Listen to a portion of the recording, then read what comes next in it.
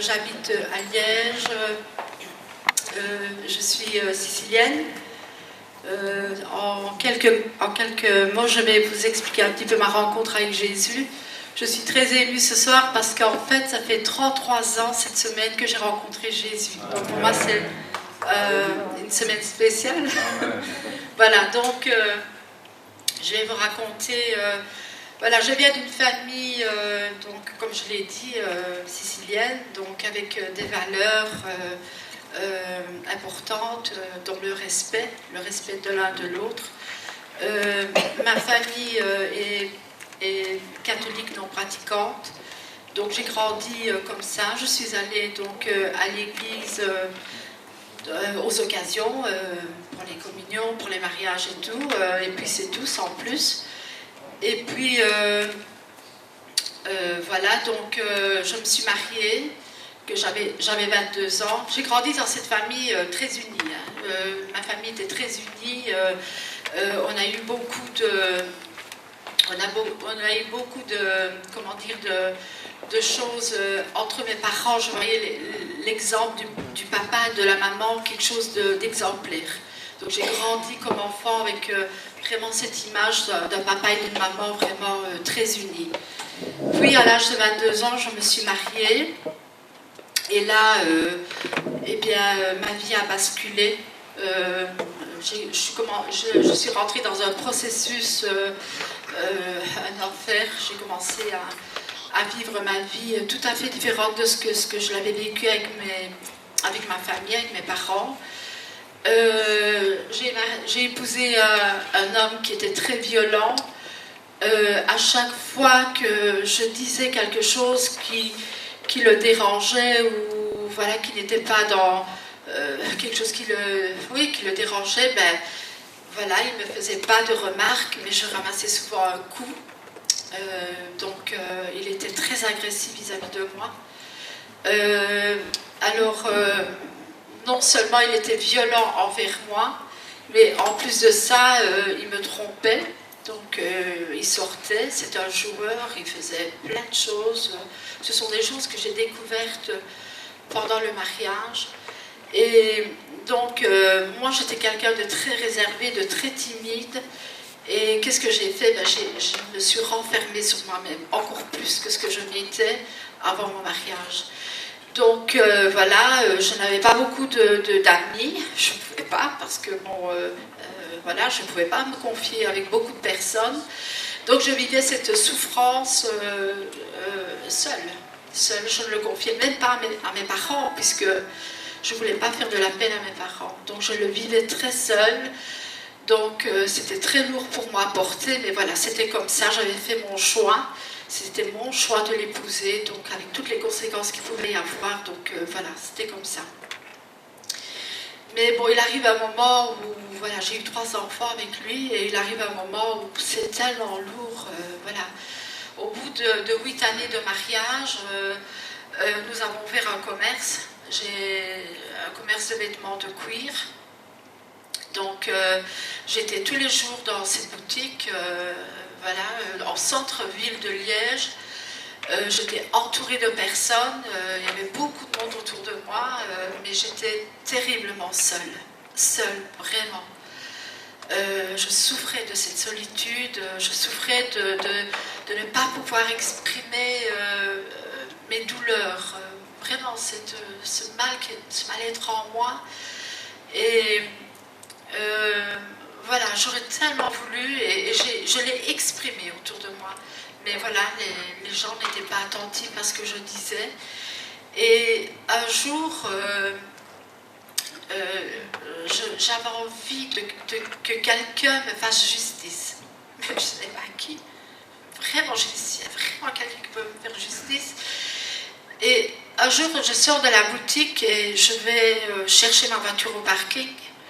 Et là, il y a une église qui est ouverte. Je rentre dans l'église. Des saints étaient là. Et voilà, je m'assieds. Je regarde le saint. Ben, je dis, j'espère que tu vas m'exaucer. Et puis, mais rien. Je continue ma vie comme ça.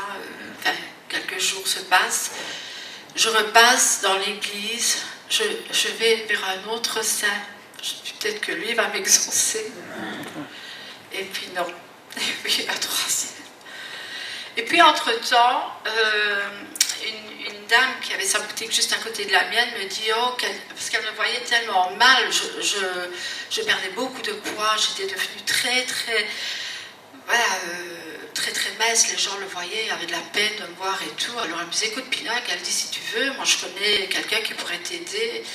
Et elle me dit, ben, j'ai rendez-vous ce soir avec un voyant, si tu veux venir avec moi. Mais moi, je ne connaissais pas ce genre de choses, donc j'avais un peu peur, j'avais même des angoisses. Mais je me dis, bon, je voulais sortir de cette situation. Donc, je suis allée avec elle, et quand je suis arrivée là-bas, le monsieur, je suis vite partie parce que les angoisses ont fortement augmenté, là, donc j'étais vraiment pas bien du tout. Et puis, quand on rentre comme ça je sais pas, à la recherche de quelque chose, on n'en veut plus. Hein. Donc là, j'ai payé cher pour connaître, pour savoir. Donc là, je suis allée voir des cartomanciennes, je suis allée voir d'autres voyants. Et un jour, il y a même des témoins de Jéhovah qui ont frappé à ma porte, ils sont rentrés et ils m'ont dit voilà, nous apportons la vérité et tout. Et puis moi, j'explique ce que je vis en ce moment, donc je leur dis, et ils me disent mais c'est normal, le diable, c'est lui qui contrôle toutes choses, donc mais bon, moi, c'est pas ce que je voulais entendre sur le moment, donc voilà, j'ai vite refermé la conversation avec eux parce que voilà, je ne me sentais pas bien dans cette conversation-là. Et puis, une autre personne me dit viens avec moi, qu'elle dit on va aller chez les Antoinistes, là tu vas rencontrer des sœurs qui vont te parler. Tout. En fait, tout ça a fait que, au lieu d'améliorer ma situation, ça a empiré ma situation. Parce que j'ai été vers des gens comme ça qui, voilà. Et puis, tout ça, un jour j'étais dans mon living et je me suis effondrée. Je me suis mise à genoux, je pleurais. Et en pleurant, je dis Seigneur, non, j'ai pas dit Seigneur, pardon. J'ai dit, si vraiment tu existes, eh bien je vais mourir, je vais partir. Tu protégeras mes enfants, parce que mes enfants étaient petits. Je dis, protège-les, mais moi je vais partir. La vie est trop difficile pour moi, elle est trop lourde. Je vis un enfer sur cette terre, je ne saurais plus. Donc, voilà, cette vie tellement, avec un homme comme ça, j'étais soumise. Et puis, voilà, d'une extrême violence et tout, je ne pouvais plus faire face à tout ça. Mais en parallèle, ce que je vais dire ici, c'est pas pour, mais c'est pour vous faire comprendre ce soir que parfois on peut vivre une apparence dans sa vie. Je vivais dans cette boutique, je vendais des vêtements de cuir. Chaque pantalon, chaque jupe que j'avais sur moi avait une valeur plus ou moins de 300 €. Ça n'a aucune valeur, rassurez-vous, ça n'a aucune valeur. Parce que tout ce qui était, c'était de l'apparence. À l'intérieur, j'étais pauvre, j'étais misérable, j'étais vraiment quelqu'un qui, franchement, j'aurais tout donné pour avoir un petit peu de réconfort, un petit peu de tendresse. Donc, ça n'a rien à voir. Parce que des fois, on me voyait, je roulais en Jaguar pour dire, mais on me voyait, on me disait, ouais, Pina, elle est... Non. Ce ne sont que des apparences, rien d'autre. Donc, avec tout ça, voilà, pour dire que un jour, donc, à genoux, je demande à Dieu, si vraiment il existe, qu'il me sorte de tout ce monde de mensonges, de tout ce monde-là où tout est beau en apparence, mais derrière à l'intérieur de ma maison, eh bien, c'était autre chose que ce qu'on pouvait montrer quand j'étais devant les gens.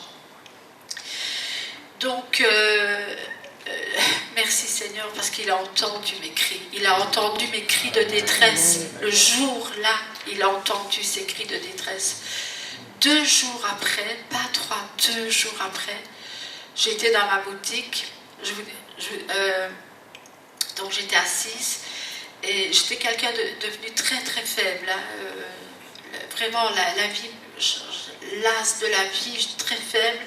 À un moment donné, je vois passer un homme que j'avais connu 2 ans auparavant. Et j'ai senti vraiment cette force en moi de me lever et d'aller vers lui. Et en allant vers lui, je l'ai invité à rentrer dans la boutique. Évidemment, ce garçon était le meilleur ami de mon ex-mari, que j'avais rencontré 2 ans avant. Donc on avait fait connaissance comme ça. Et puis, bon, par les choses de la vie, je ne l'avais plus vu. Donc voilà, il me demande comment est-ce que mon ex-mari va. Donc je lui ai dit, écoute, c'est fini, il m'a quitté, donc et tout. Alors une chose que je n'ai pas oubliée, parce que lui, quand il faisait les choses, il ne les faisait pas à moitié. Il m'a quitté le jour de mes 30 ans, il m'a invité au restaurant, il m'a dit, voilà, je te quitte. Donc voilà. Donc pour dire... et puis voilà, donc... et ce garçon, qui est Pierrot, vous ne connaissez pas, mais certains le connaissent ici, me dit, voilà... tu m'as connue quand j'étais dans les moments les plus difficiles de ma vie, il y a quelqu'un qui m'a aidée, et c'est Jésus. Je dis, c'est qui Jésus? C'est qui Jésus? Alors il me dit, voilà, Jésus, et il m'expliquait en gros, voilà, Jésus est mort pour toi, pour moi, il est mort à la croix, il a donné sa vie pour toi. Et il me dit, est-ce que tu veux venir écouter ce que Jésus a fait pour toi? Alors je me suis dit sur le moment, je me suis dit, ben, j'ai été voir les catholiques, j'ai été voir les antoinistes, j'ai été voir les... Pourquoi pas ouais, oui, je dis oui, je vais venir avec toi. Donc il est venu me chercher parce que, bon, encore une fois, la voiture, c'était juste une apparence, c'était pour lui et pas pour moi, donc j'étais à pied, donc il est venu me chercher, donc Pierrot est venu me chercher et nous sommes allés à l'église. Et là, quand je suis rentrée, j'étais jamais rentrée dans une église ici chez mon pasteur Baudouin-Galanty, donc voilà, les gens chantaient comme on a fait ce soir, les gens chantaient, et puis alors vient le message et mon pasteur, et je le dis parce que c'est vrai, c'est pas systématique que mon pasteur le dit, et il a donné un verset ce jour-là de Jean 3,16, dit, car Dieu a tant aimé le monde qu'il a donné son Fils unique, afin que quiconque, et il le dit, ce jour-là il le dit, afin que toi, mais à quiconque met ton prénom, donc afin que Pina ne périsse pas, mais ait la vie éternelle.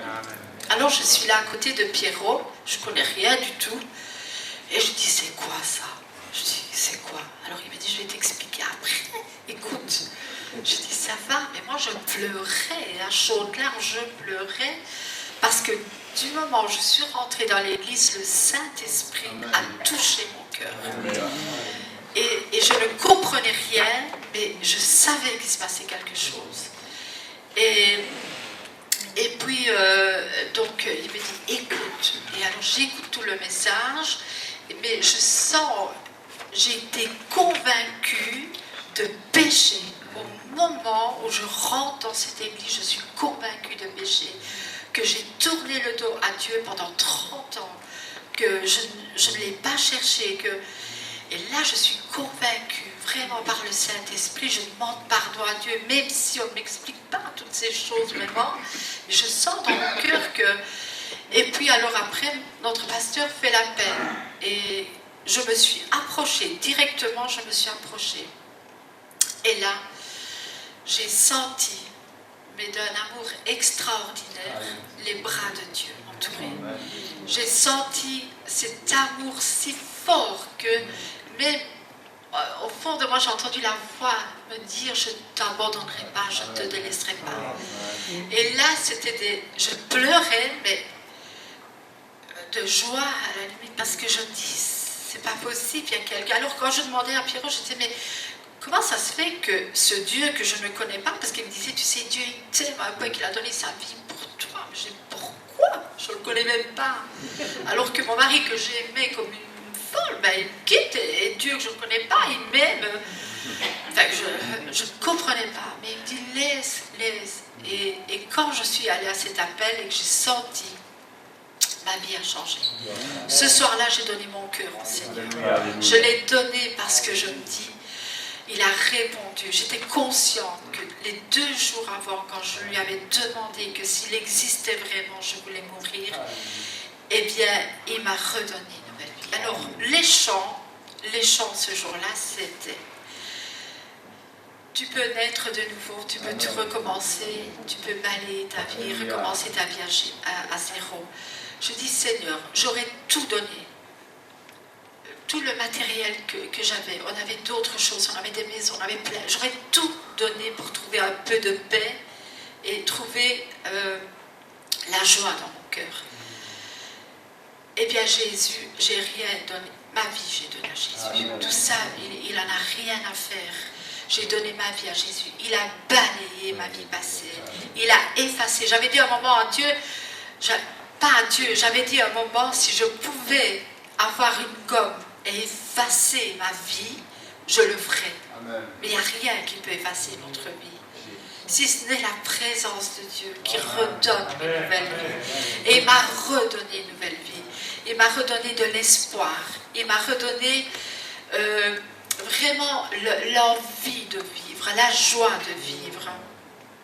En fait, quand je lisais la parole de Dieu, parce que après, quand je suis retournée à la maison, consciente de ce qu'il avait fait pour moi, évidemment là, j'étais dans mon lit à un moment donné et j'étais heureuse parce que je me dis, en fait, il y a quelqu'un qui va me faire justice, il y a quelqu'un qui va m'écouter, il y a quelqu'un qui va me... Et le lendemain, dès le lendemain, il y avait cette soif en moi de connaître Jésus. Mais cette soif, je faisais parfois des kilomètres à pied pour aller entendre la parole de Dieu, pour aller écouter ce que Jésus avait me donné. J'avais vraiment ce désir de le connaître. Eh bien, il a fait. Il a restauré ce cœur qui était brisé, relevé, et m'a rendu cette valeur. Parce que j'ai été détruite, le diable m'a détruite au travers de cet homme, il m'a détruite. Dieu rend la valeur à tout à chacun, parce que Dieu, il nous a créés déjà comme à son image, donc il nous rend cette valeur. Et petit à petit, j'ai vu Dieu me reconstruire dans ma vie. Il m'a donné d'être fidèle dans les petites choses qu'il m'a confiées. J'ai voulu, au travers de ce que je vivais, je voulais l'honorer parce que ce jour-là, ça avait été un jour tellement spécial pour moi. Ça avait été... je suis tombée amoureuse de Jésus. Donc c'était un jour spécial, c'était particulier pour moi. Eh bien, chaque pas que je faisais, chaque chose que je faisais, eh bien, je voulais toujours plus. Et ce qui est extraordinaire avec notre Seigneur, c'est que tout ce que le diable a détruit, mais tout, Dieu peut le reconstruire. En son temps, il le reconstruit. Parce que c'est lui, l'architecte par excellence. Il m'a reconstruite intérieurement. Et aujourd'hui, je peux dire combien le Seigneur est bon, combien il est fidèle. Il m'a redonné cette destinée qu'il avait au départ pour moi. Et je veux vraiment l'honorer, je veux vraiment le glorifier pour tout ce qu'il a fait. Je sais qu'il a des projets de paix, de bonheur pour chacun de nous et qu'il les fera suivre d'aucun chagrin. Même si parfois on vit des moments difficiles, des épreuves et des difficultés, eh bien, mais sa promesse, elle est là. Je ne t'abandonnerai pas et je ne te délaisserai pas. À Dieu soit la gloire.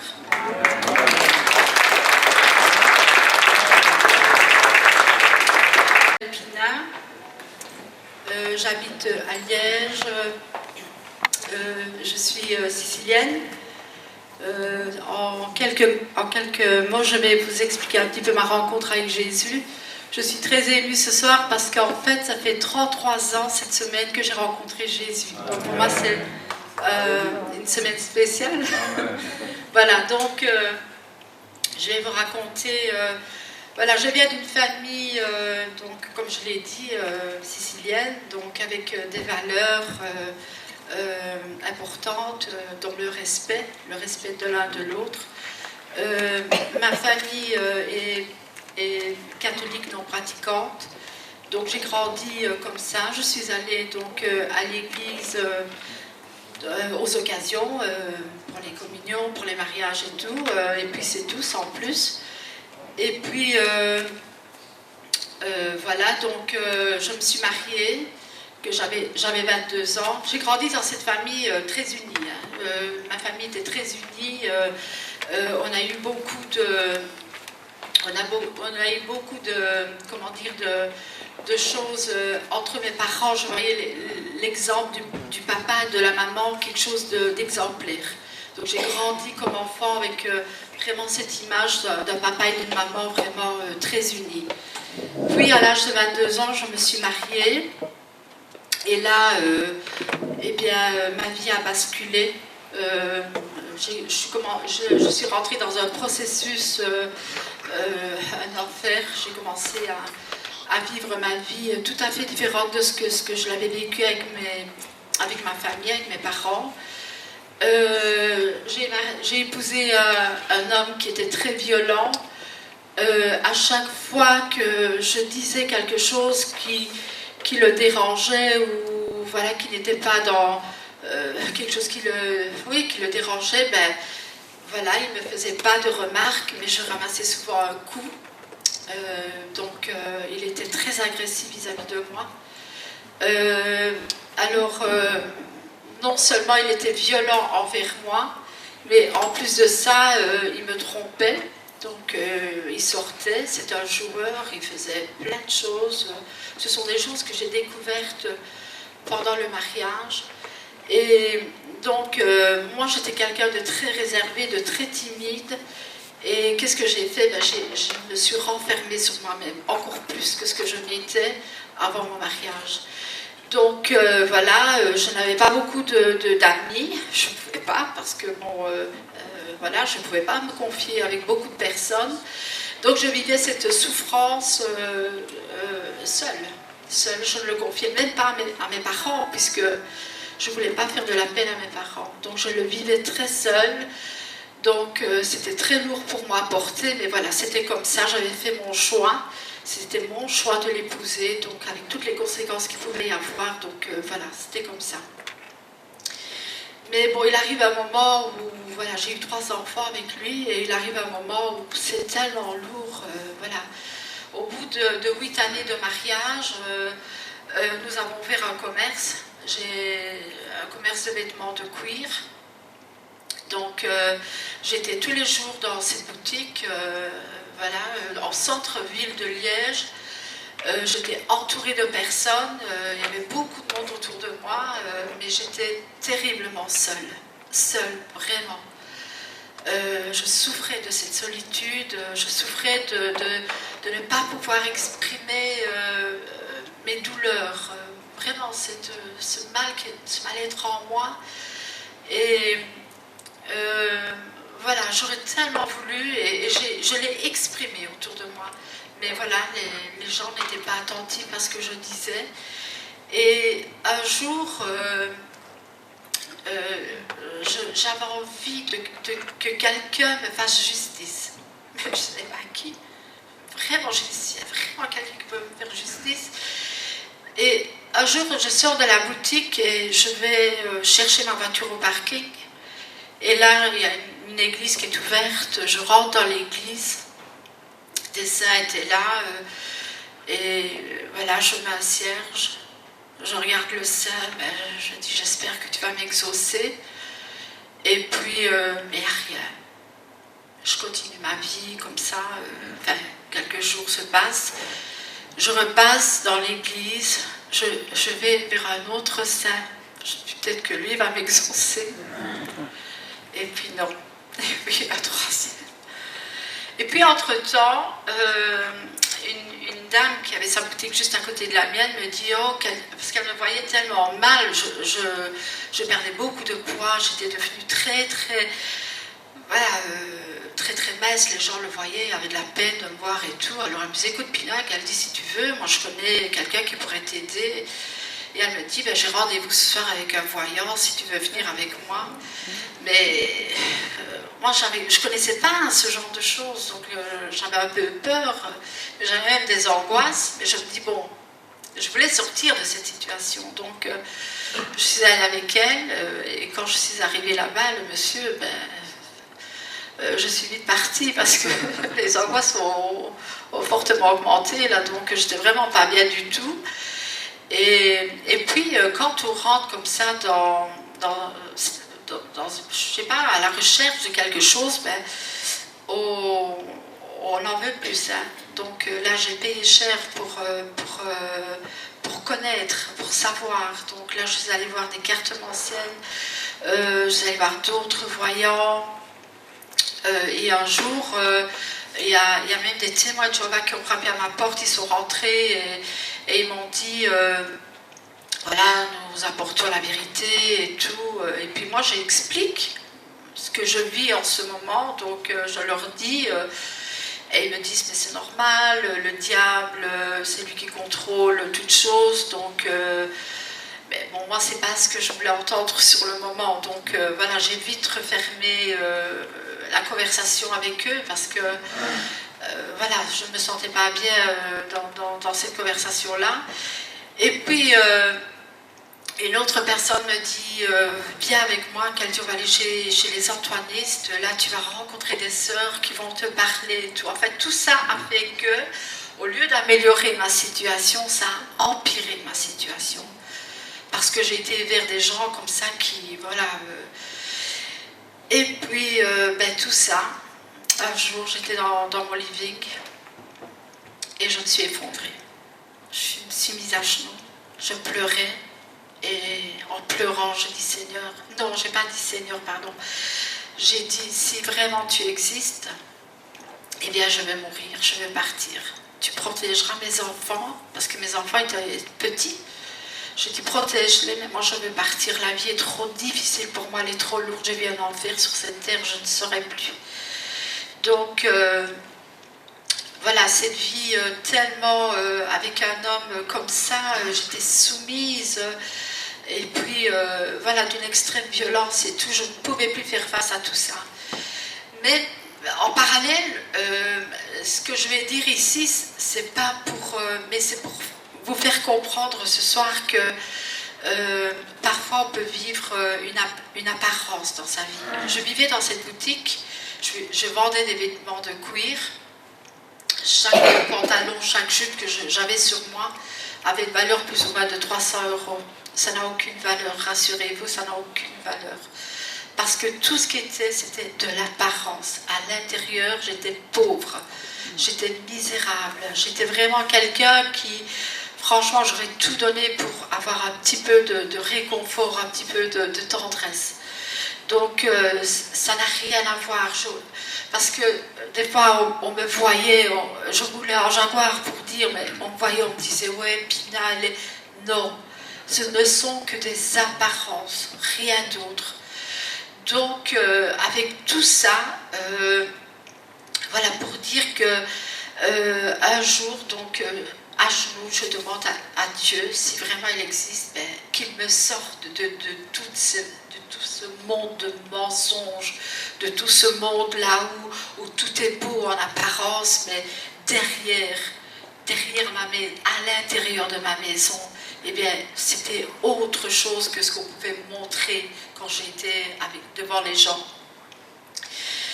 Donc, merci Seigneur, parce qu'il a entendu mes cris. Il a entendu mes cris de détresse. Le jour-là, il a entendu ces cris de détresse.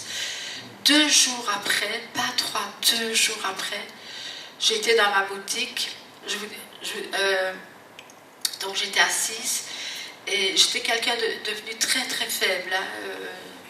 Vraiment, la vie, l'as de la vie, très faible. À un moment donné, je vois passer un homme que j'avais connu 2 ans auparavant. Et j'ai senti vraiment cette force en moi de me lever et d'aller vers lui. Et en allant vers lui, je l'ai invité à rentrer dans la boutique. Évidemment, ce garçon était le meilleur ami de mon ex-mari, que j'avais rencontré 2 ans avant, donc on avait fait connaissance comme ça, et puis bon, par les choses de la vie, je ne l'avais plus vu, donc voilà, il me demande comment est-ce que mon ex-mari va, donc je lui dis écoute, c'est fini, il m'a quitté, donc et tout. Alors une chose que je n'ai pas oubliée, parce que lui, quand il faisait les choses, il ne les faisait pas à moitié, il m'a quitté le jour de mes 30 ans, il m'a invité au restaurant, il m'a dit voilà, je te quitte, donc voilà. Donc pour dire... et puis voilà, donc... Et ce garçon, qui est Pierrot, vous ne connaissez pas, mais certains le connaissent ici, me dit voilà, tu m'as connu quand j'étais dans les moments les plus difficiles de ma vie, il y a quelqu'un qui m'a aidé, et c'est Jésus. Je dis, c'est qui Jésus? C'est qui Jésus? Alors il me dit, voilà Jésus, et il m'expliquait en gros, Jésus est mort pour toi, pour moi, il est mort à la croix, il a donné sa vie pour toi. Et il me dit, est-ce que tu veux venir écouter ce que Jésus a fait pour toi? Alors je me suis dit sur le moment, je me suis dit, ben, j'ai été voir les catholiques, j'ai été voir les antoinistes, j'ai été voir les... Pourquoi pas ouais, oui, je dis oui, je vais venir avec toi.